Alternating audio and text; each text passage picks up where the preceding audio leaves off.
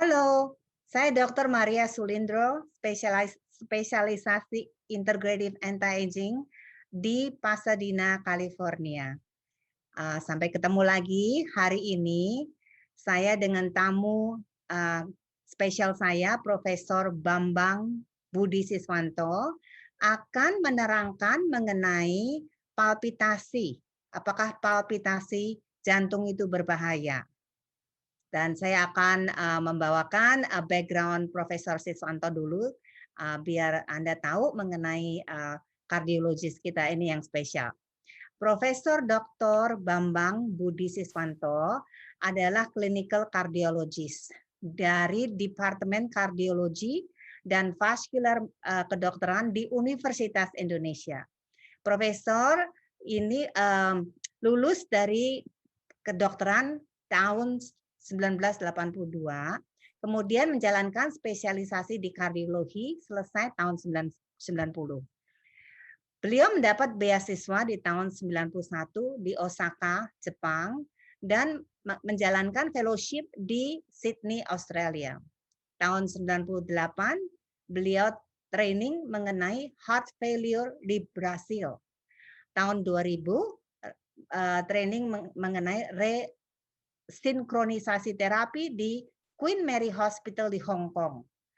Sekarang beliau praktek di National Cardiovascular Center di UI, dan beliau itu menangani kolaborasi beberapa teaching hospital sudah selama 15 tahun.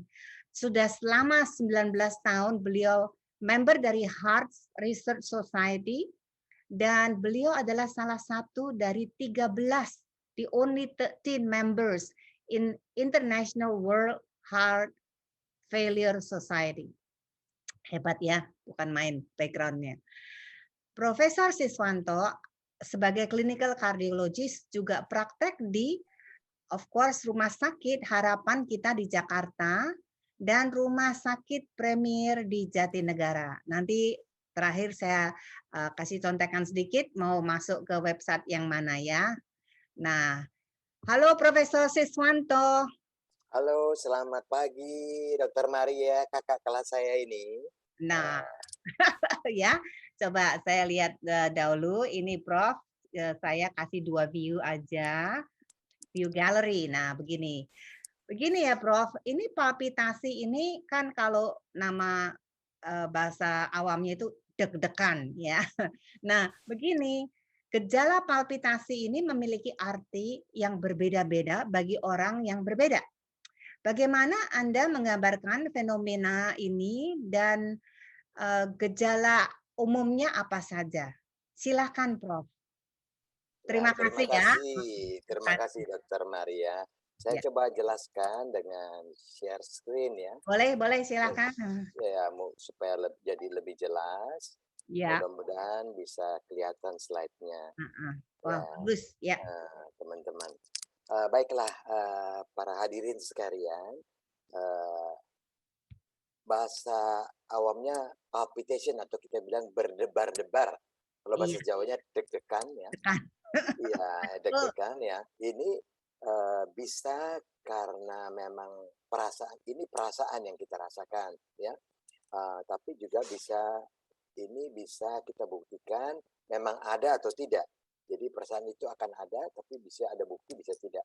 Karena itu tujuan hari ini kita akan diskusi, silakan bertanya.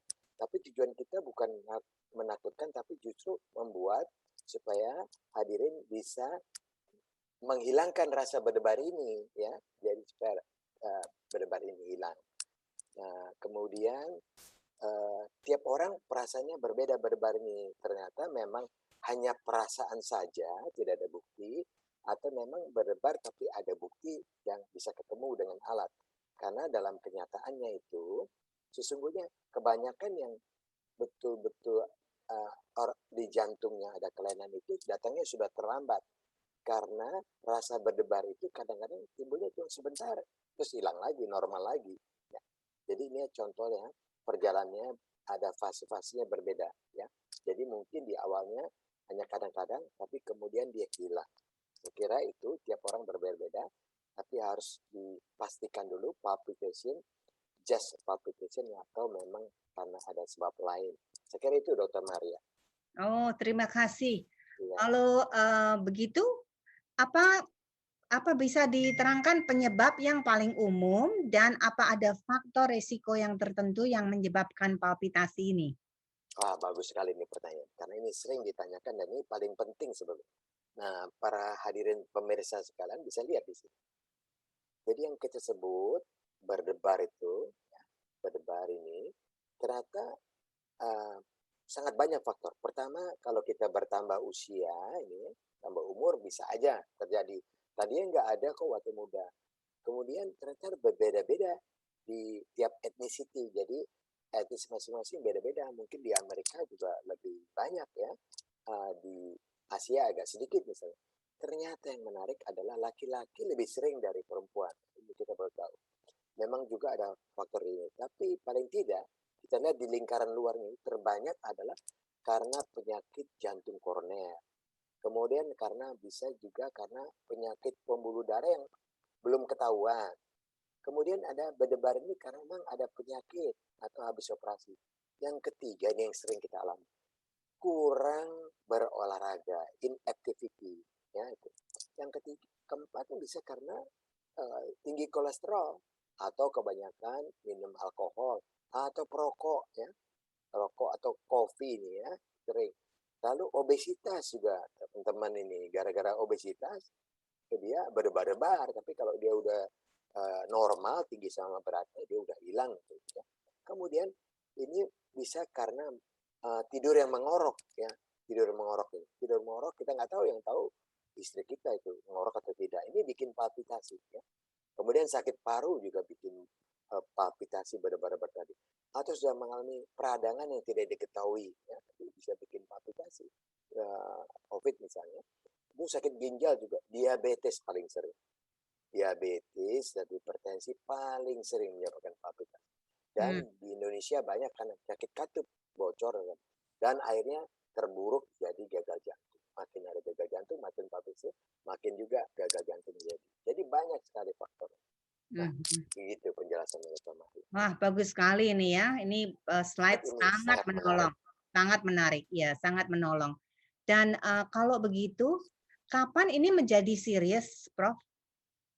Oke, menjadi serius, teman-teman bisa lihat ini. Ternyata sebetulnya setiap orang dalam perjalanan hidup kita, sepanjang hidup kita, 1 di antara 3 itu akan mengalami. Ini Eropa punya data. Nah, serius ini risikonya adalah kematian. Jadi kita tidak ingin tidak kematian. Risikonya itu kalau tadi berdebar itu tentang penyakit organik, dia menyebabkan kematian sampai 3,5 kali lipat. Jadi ini serius. Jadi suatu malignan sebetulnya. Ya, ini jadi serius. Ya. Takutnya malah nggak meninggal. Nah, ternyata ya kalau tidak meninggal dia cacat. Nah, teman-teman bisa lihat ya. Tadi kita bisa lihat ini. Jadi cacatnya itu bisa menjadi stroke tiba-tiba ya. Bisa menjadi gagal jantung. Jadi makin dia berdebar makin lemah jantungnya. Terus tentu sangat mengganggu kualitas hidup. Lagi kerja enak-enak, lagi kerja terganggu berdebaran. Jadi sangat ganggu dia. Lalu dirawat. Nah, ini kan mahal dirawat ya, asuransi kalau punya ya kan. Ini cacat, kalau stroke ini cacat. Ya, mati segan hidup nggak mau ini ya. Iya. So, ini komplikasinya nih ya. Komplikasi. Iya. Tapi adakah terapi alami yang menolong atau kapan misalnya kalau food supplement bisa membantu begitu, Prof? Ini penting sekali karena makin kita tahu, kita cek dulu ya. Teman-teman bisa perhatikan. Zaman sekarang, zaman modern, zaman teknologi, ada yang disebut untuk cari itu, misalnya Apple Watch atau sambung watch, atau bisa lewat handphone ya. Ini akan kelihatan sebetulnya bisa ketangkep nggak berdebarnya itu. Kalau nggak ketangkap, tapi kita rasa berdebar, nah di sini perannya food supplement ya. Jadi bisa diobati dengan food supplement dan juga memperbaiki risk factor, yaitu misalnya obesitasnya disembuhkan, olahraga yang teratur, lifestyle modification sangat penting ya. Selain food supplement, dia lifestyle. Jadi berat badan dikurangi, hipertensi diobati, kemudian kecemasan diobati, kebiasaan merokok, kebiasaan kopi, kebiasaan alkohol, semua bisa diobati, dan itu akan jauh lebih baik disertai dengan suplemen. Susah tidur misalnya, itu bisa dengan suplemen dia yang safe, sehingga dia, karena kurang tidur juga bikin palpitasi. Jadi kita buktikan dengan hal kita, kayaknya kok nggak ketemu ya. Nah, kita justru nggak ketemu ini tempatnya, suplemen dan lifestyle modification, healthy lifestyle. Itu semua akan bisa, ya, akan diperbaiki untuk kita. Tidak susah. Nah, kapan obat diperlukan kalau begitu? Kalau kita bisa, ini kan enak ya, tapi kadang-kadang kan orang harus makan obat. Kapan itu diperlukan, Prof? Nah, jadi tadi telah dibuktikan dengan alat watch tadi nggak ketemu, dan kita udah mulai merubah faktor risiko, sudah mulai suplemen kita coba, ternyata nggak ketemu juga. Ternyata sebabnya ada tadi, diabetesnya belum terkontrol, ya kita mesti berobat. Diabetes, hipertensi belum terkontrol, ya. Jadi ini yang harus baru memerlukan obat, ya, termasuk obat hipertensi, obat diabetes, dan tadi obat aritmia. Tapi nomor satu, risk factor tadi, seperti di slide awal tadi, risk factor diberesin dulu, ya, sebelum pakai obat anti aritmia ini, karena obat ini juga bersifat justru menyebabkan aritmogenik, jadi bisa berbahaya. Jadi nomor satu, diabetesnya dibetulkan, hipertensi dibetulkan, berat badan dibetulkan, kopi dihindari, alkohol dihindari, semua dibetulkan. Tidur yang cukup dengan itu. Nah, itu masih nggak bisa juga, baru kita timbang-timbang. Dokter nanti yang bilang, karena harus timbangkan risk and benefit untuk pakai obat-obat untuk palpitasi ini. Jadi start dengan yang awal tadi, yang safe dulu, yaitu dengan healthy lifestyle dan dengan suplemen yang safe. Oke, jadi dia akan mulai obat bila memang dia high risk, yaitu ada skor yang high risk, ada diabetes dan sebagainya. Ya. Nah, ini ternyata dengan alat tadi akan ketemu. Ternyata sering, jadi berdebarnya makin sering, itu perlu obat. Selain obat hipertensi, obat diabetes, perlu obat lain. Jadi dokter akan menentukan pemeriksaannya apakah concern secara medis atau tidak, karena dokter nggak main langsung obat aritmia tadi, tapi yang tadi lain dulu, diabetesnya apa segala dibetulin, obesitasnya, rokoknya segala dibetulkan. Gitu. Kemudian Tadi Prof menyatakan palpitasi dan aritmia, itu bedanya bagaimana, Prof? Baik, ya. Ini kita lihat, ya, misalnya aritmia itu bedanya, aritmia itu tertangkap dengan alat. Kalau palpitasi nggak tertangkap dengan alat. Nah, ini kita bisa mulai dengan lifestyle modification dan suplemen. Jadi kalau nggak ketangkap pakai alat, ini mungkin palpitasi. Kalau aritmia udah ketangkap pakai alat, baru kita tambah pertimbangkan obat aritmia yang tepat. Ya. Karena perjalanannya yang tadinya nggak ketangkap bisa jadi permanen. Oke. Jadi objektif gitu ya, Prof? Objektif, ya. Nah, kemudian lanjutnya misalnya adalah kapan kita berobat? Ternyata hipertensi udah diobatin, terkontrol dengan baik, diabetes udah terobati. Kok masih ya, Dok, ya? Nah, baru dia akan masuk obat, ya kan? Karena itu dipasanglah alat yang bisa 24 jam, bisa 48 jam, alatnya dibawa pulang, dipakai buat nyetir, buat mandi, buat apa, buat berkebun, gardening, segala, buat jalan-jalan, dibawa pergi kemana-mana, ke kantor segala, nggak apa-apa. Ini ketahuan dia sebetulnya perlu obat atau tidak. Jadi dokter sebelum kasih obat anti aritmia, tadi obat diabetes duluan segala macam, tapi obat aritmia dia harus ketat dulu. Ini periksanya sampai 3 hari, ya, pakai alat yang namanya holter, dibawa kemana-mana di badannya biar ketahuan. Baru dokter mempertimbangkan betul perlu atau tidak, ya. Oke. Jadi holter itu penting, ya, nanti kalau memastikan Bapak. Bagaimana kalau disinggung sedikit, Prof, mengenai orang yang paling banyak diomongin itu kan arterial fibrilasi ya, Dok, ya? Ya, betul. Ya. Nah, itu bagaimana berapa banyak kekhawatiran mengenai arterial fibrilasi ini? Ya, ini pertanyaan yang sangat penting dan ini sangat semua orang Sangat tanya. sering, Jadi iya. ya, jadi kalau para hadirin merasa palpitasi, pegang tangannya, ya, tangan cari nadinya. Bisa kelihatan di tangan saya ya, nadinya diraba. Sebetulnya teratur atau tidak?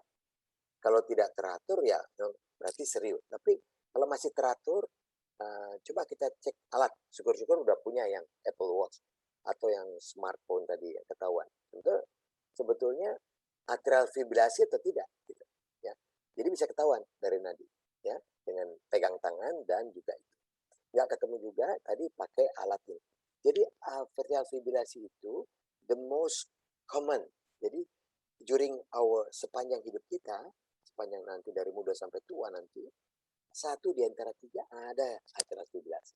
Nah, jadi sangat sering, tergantung umur berapa dia timbulnya. Karena itu kita harus mendeteksi itu, karena dia paling sering, lebih sering dari semua aritmia, dia paling sering. Nah, kelihatan tadi. Jadi Dok, kalau dipegang nadinya, Ya, apa yang mesti dirasakan? nah, dirasakan teratur tidak teratur. Oke. Kalau teratur ya puji Tuhan, ya, tapi kalau nggak teratur, masa kita pastikan kita beli alat itu. Ya, atau Seperti loncat-loncat begitu ya, Prof? ya, atau kadang-kadang malah nggak teraba, Iya.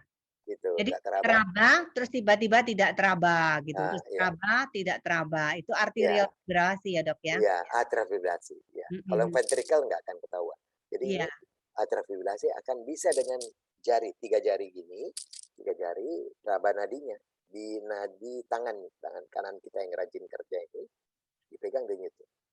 Kalau nggak teratur, itu something wrong. Ya. Nah, bahayanya sama ya seperti yang tadi Prof sudah Ya, katakan, bisa stroke, bisa ya, heart kematian, failure. Mhm. ya, kematian bisa 3 kali lipat kalau nggak ketahuan, atau jadi cacat. Ya, cacatnya bisa stroke, bisa heart failure, bisa juga karena jadi sebab lain. Mhm, mhm. Prevalensinya lumayan ya, tiga tiga Cukup satu di antara 1 dan 3. 3 sepanjang hidup kita. Jadi Setelah berarti setelah umur berapa itu, Prof? dia lebih tinggi di atas umur, pada laki-laki di atas 45, pada perempuan di atas 60. Oh, iya iya iya Jadi iya. lebih banyak laki-laki. Terutama Mhm, yang obesitas.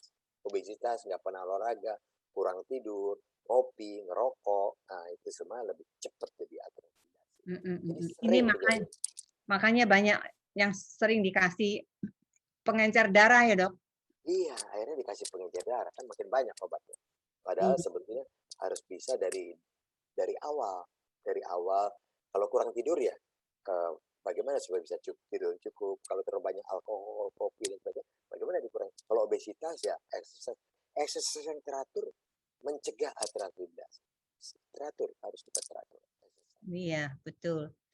Nah, teman-teman yang sedang mendengarkan, moga-moga ini menolong sekali karena banyak yang menanyakan mengenai arterial fibrilasi ini. Dan ini kebetulan Prof. Siswanto ini ahlinya. Dan begini Prof, lebih baik Prof kasih saja petunjuk sebagai take home message. How about that?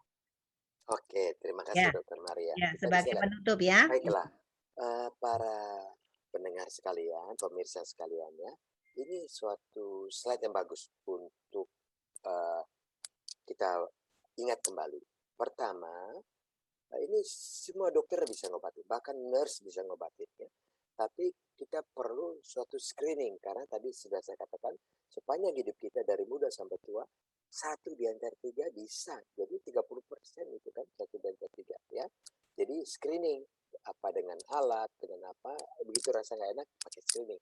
Alatnya smartwatch ya, bisa smart handphone juga. Kemudian dengan itu akhirnya ketahuan ya. Jadi para primary care physician atau farmasis semua akan ketahuan dia.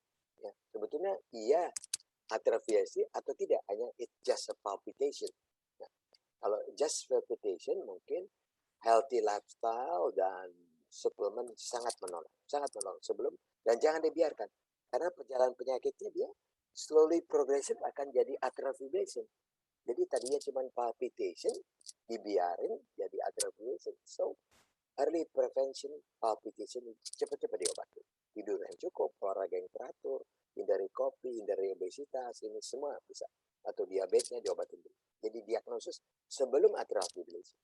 Dan abbreviation kalau datangnya udah telat juga ablasi juga akan gagal, obat akan gagal. Jadi diagnosis awal sangat penting. Nah untuk sampai ke diagnosis awal, screening sangat penting. Ya kalau Jadi treatment, baru anxiety itu harus sudah terus cepat yes, screen ya, Prof di ya. screen ya. Kita Ya. tidak ingin menuju pada treatment, jadi obatnya banyak. Tadi Dokter Maria mengatakan pakai pengencer, pakai antiaritmik, obatnya jadi banyak kan. Kalau Iya. bisa from the beginning, screening, alatnya banyak sekarang, teknologi sekarang. Dan diagnosis, it just a palpitation, kita bisa obati secara awal, atau sudah mulai atrial fibrillation gitu. Sedangkan dokter aja, dia akan sangat hati-hati, dia akan cek sebetulnya perlu obat atau tidak. Atau dia hanya cuma suruh risk factor-nya dibetulkan, atau kasih obat diabetesnya atau apa, dan suplemennya apa gitu. Jadi kita mungkin, lalu yang terbagus adalah kalau punya alat tadi, kita juga bisa monitoring sebenarnya aku tambah baik ya nih, makin tua aku. Nah, jadi alatnya bisa juga untuk monitoring kita. Ya, walaupun habis screening mungkin umur 40 belum ada, atau ketika umur 60 udah pakai suhu, kita bisa monitor juga.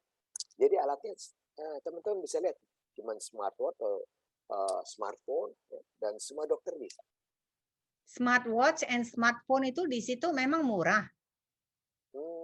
Ya bisa. Sekarang ada bikin China. Sekarang ada yang bikin, ada Me Too China. Jadi Murah. kalau beli smartwatch dipakai, Ya. itu bisa monitor denyut jantung itu ya. Betul. Bahkan tekanan darah pun ada. Tekanan darah, nadi, dan Semua ada nadinya. ya. Kalau nggak teratur, itu atrial fibrillation. Terbanyak sekarang. Waduh, Jadi moga-moga satu di antara 3 tadi. itu Jadi ya. smartphone, jadi jangan beli yang jam emas gitu, udah nggak kepake jam itu. Jam kesehatan ya. Ya. Sekarang yang paling penting jam kesehatan. Yang smart. Ya. Kalau Fitbit nggak bisa ya, Fitbit. Fitbit itu yang buat Ya. olahraga suka Ya. Biasanya kalau orang rajin olahraga dia nggak akan punya. Nggak akan atrial fibrillation, dia itu kepake, itu bisa kepake. Jadi justru akan ketahuan, loh kok nadinya ngacir pakai waktu olahraga pakai gitu, kok abnormal. Kan normal cuma paling 120. Ini kok sampai 150, ini something wrong, ini atrial fibrillation. Jadi pakai Fitbit juga bisa. Justru bagus olahraga pakai Fitbit. Overtraining aja bisa bikin atrial fibrillation. Jadi Fitbit bagus. Jadi sahabat semua yang mendengarkan, itu anjurannya jangan lupa kalau sudah punya gejala anxiety ya. Jadi ceritanya berdebar-debar tapi tidak ada buktinya. Nah, itu buru-buru diperiksa lengan tangan, terus kata Profesor Siswanto jangan lupa pergi ke screening, siapapun bisa screen termasuk Anda sendiri, dan ke dokter family care dulu. Nanti dari family care kalau udah ketahuan pasti refer ke kardiologis ya Prof ya. Ya, dan paling penting sebetulnya kita bisa ngobati sendiri, yaitu healthy lifestyle. Healthy lifestyle, this is lifestyle. Ya, karena kebanyakan dari kita sendiri, terlalu banyak kurang tidur, terlalu overwork, terlalu tidak pernah sempat exercise. Nah ini semua yang tidak healthy, dan itu kita bisa diri kita sendiri untuk mengobati. Terima kasih banyak. Ya. Kalau bisa di-unshare, saya mau memberitahu mengenai informasi dari Prof. Ya, jadi begini kawan-kawan semua, terima kasih banyak Prof. Siswanto mengenai keterangannya yang sangat membantu saya sendiri belajar lagi hari ini. Dan Profesor Siswanto ini bisa dicari informasinya di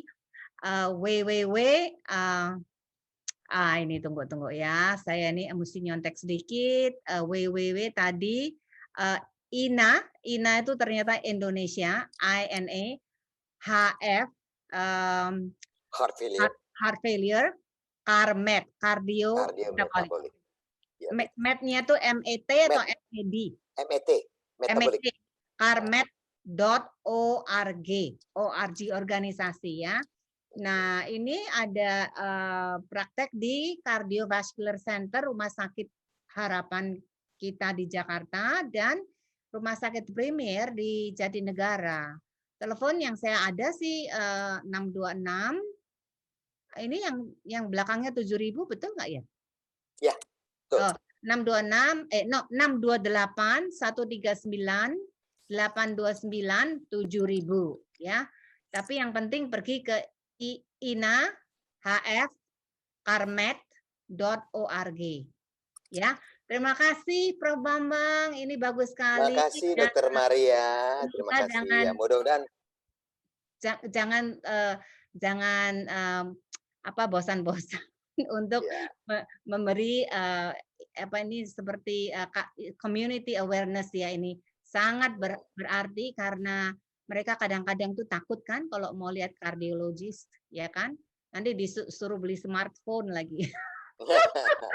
Yang penting healthy lifestyle. Healthy Jadi lifestyle. usahakan healthy lifestyle karena kita mengobati supaya tidak jadi penyakit ya. Jadi kita introspeksi, kita harus healthy lifestyle.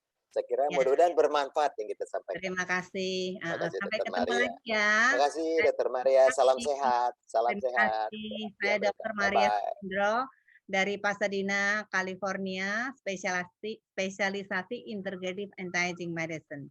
Bye. Bye. Oke. Thank you. Bye.